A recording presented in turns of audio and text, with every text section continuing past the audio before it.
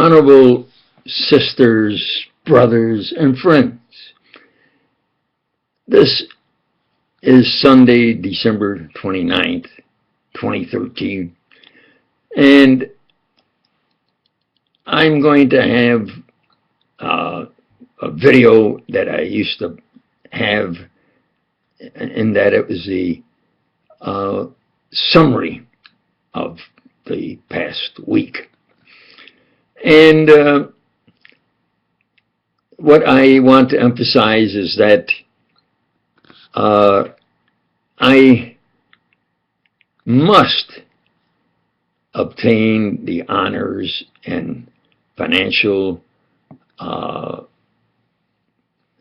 compensation of my world-class achievements. Absolutely. They're really mine by the Constitution, Bill of Rights, rights by the law of God and man. Well, I can say that I'm progressing towards obtaining those. Sooner or later, they're going to have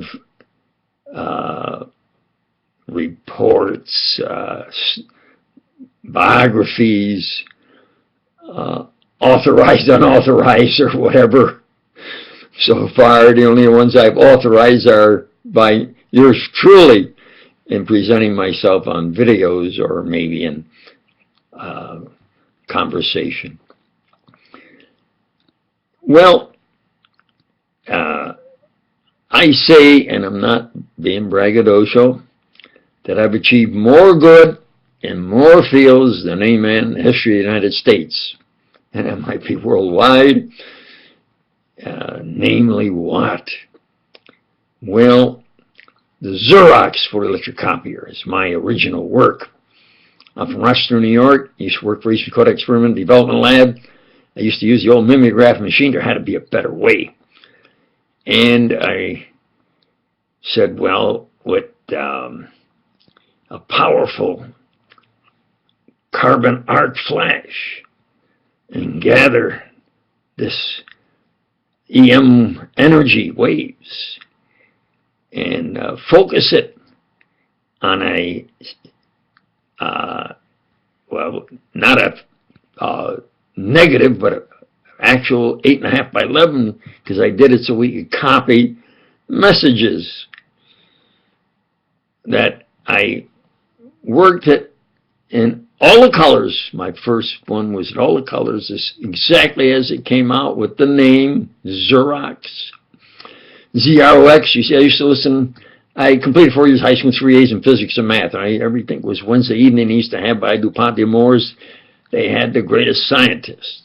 Well, I was in a tough neighborhood and everybody played baseball, and I was this kind of the spark man, leadoff man and spark man for my team that I won championship at high school.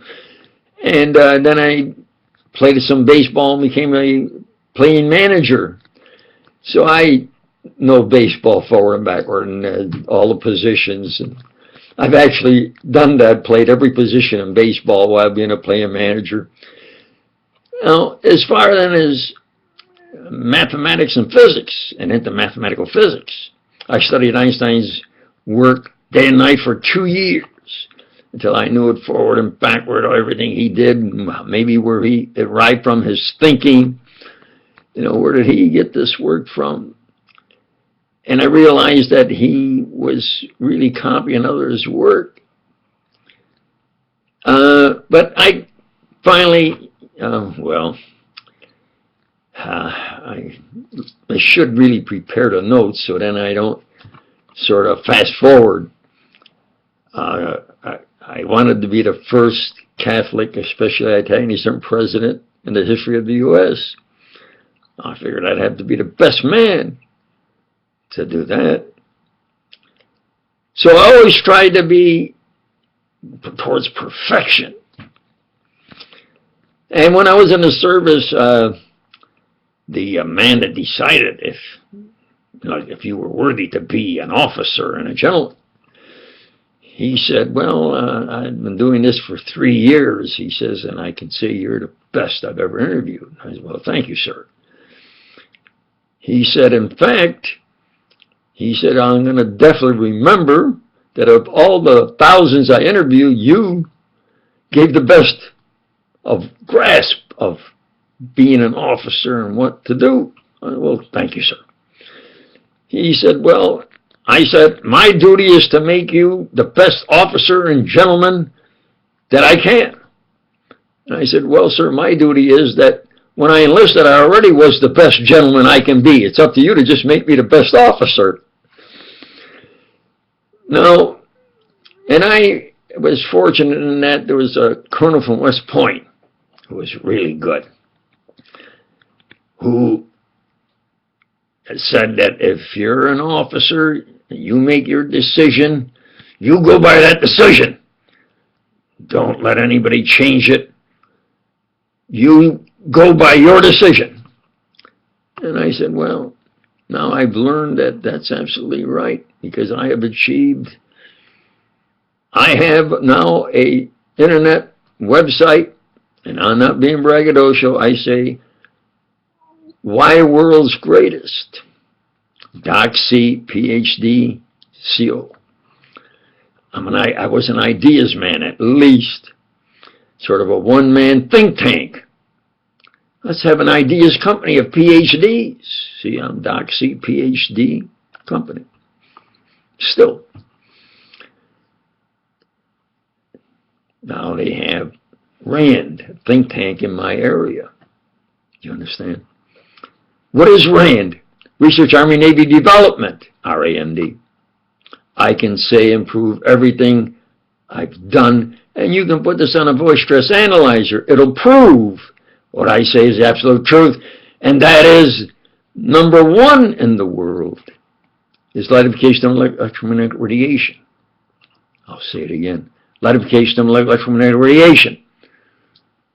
I took EM waves, monochromatic light, stimulated a ruby crystal,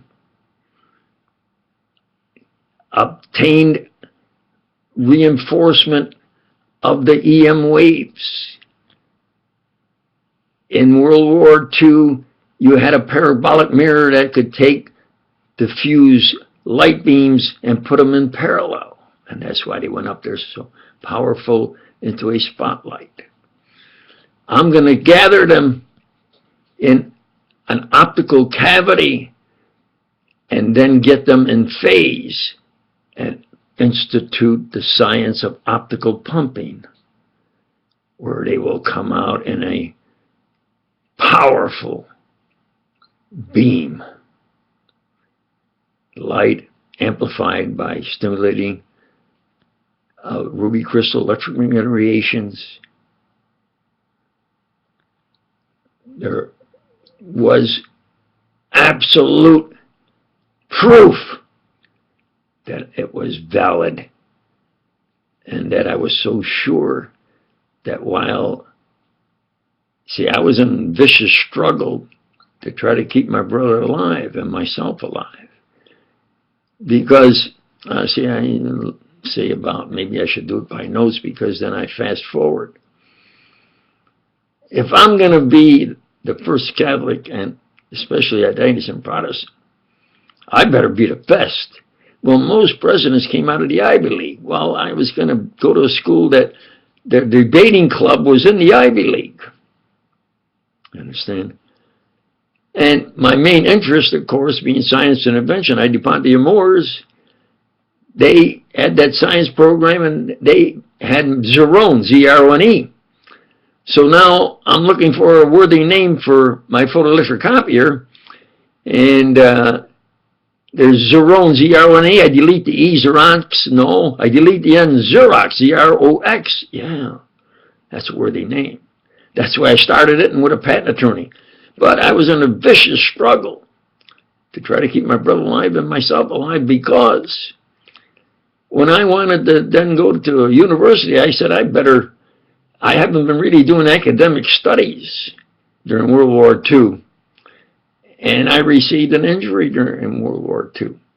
So I said, maybe I'm not that sharp. 4 years high school and 3, 4 years high school and 3, maybe I'm not that sharp academically. I'll brief up. And I started a review, and when I got to mathematical physics, it was like speed reading, what they call now. I said, hey, I think maybe I still have it. Well, I have time. Well, Enrico Fermi is the talk of the science world, his work of fission. I'll study that, see if I can comprehend it. Well, I studied it. In 2 weeks' time, I was amply sure I could reproduce his work and concise it, especially in a graphic presentation. I says, well, all right, so I play baseball. If I get a name in baseball, it'll help me in politics. But I think I'm not being braggadocious, natural in mathematical physics. Well, they say in the U.S. you're better than anybody else. Well, Enrico Fermi's from Italy on my day, and he said, but I'm from the U.S. I wonder if I can do something greater as great. So I reviewed his work, and I came to the conclusion that on the surface of the sun, Galileo said there's sunspots. Well, those sunspots are really fission on the surface of the sun with the heat and the pressure. You get fusion, so you get this fission-fusion cycle, and it's called sunspots. They're not, it's actually fission-fusion solar flares. And I worked it out in mathematical physics. I worked it out, I don't know chemistry, but I put the basic chemical equation, but then I did it through mathematical physics and atomic weights, and then drew a graphic proving page. I'm sure. Well, I had written to the FBI, I think after World War II, and they answered back, and it was signed by, but I think it was rubber stamped. Said, well, you have to be an attorney or work in business, financial records with experience. I kind of forgot about it until I said, well, no, this is absolutely the top secret. And I diligently then set up where we would have a science intelligence secret meeting at the University of Rochester, New York, Advanced Physics Department, Cyclotron building on a Saturday afternoon when there was the fewest students and mainly the research scientists at the Cyclotron building. You understand? Well, they said we're not scientists, but all right. So it came to where they couldn't deny my written and oral presentation of an H-bomb being obtainable. You could, now the heat, we have the same fission here on Earth that you have on the surface of the sun with the heat and the pressure. Maybe we can obtain the fusion, and my title was Hydrogen Fusion Energy, Hydrogen Fusion H-bomb. You understand? So overnight, I'm at the absolute top of what's most important in the U.S. And I put forward that now with the H-bomb 100 times plus or minus more powerful than an A-bomb, wow, we're going to wipe out the human race. We have to then do things by diplomacy. And I always was interested in the diplomatic field. They wear good clothes, they present themselves academically, etc. So I said, we have to get countries to argue out their differences of opinion academically. Because what? We're going to do? We're going to have this planet ruined by this horrendous nuclear energy? I mean, the A-bomb is bad enough, but an H-bomb now is 100 times plus or minus more powerful. Diplomacy. So that was then our original putting forward. So now do you understand who I really am?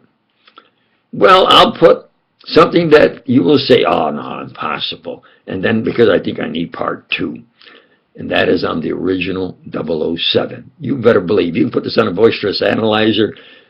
Absolute true fact. Thank you.